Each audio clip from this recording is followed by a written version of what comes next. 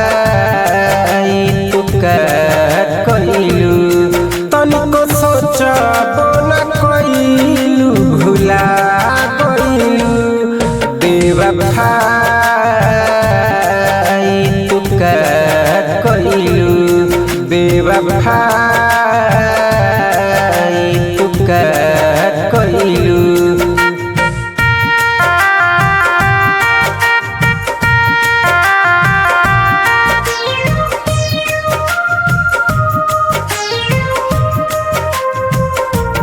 गम सहतनी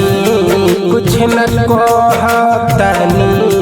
तू का जनबू अकेला कैसे रहतनी गम सहतनी कुछ न कहतनी तू का जनबू अकेला कैसे रहतनी दोसरा बगिया में जाके तू भुला गइलू बेवफाई तू कइलू बेवफाई तू कइलू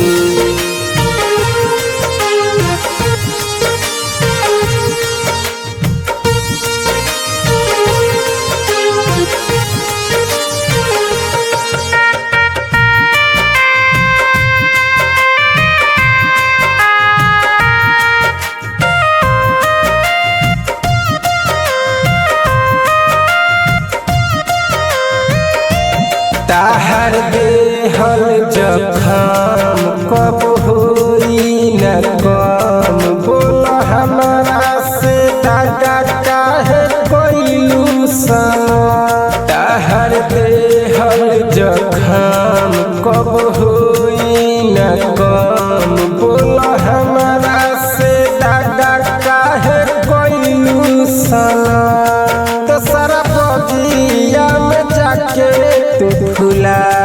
गइलू बेवफाई तू कइलू बेवफाई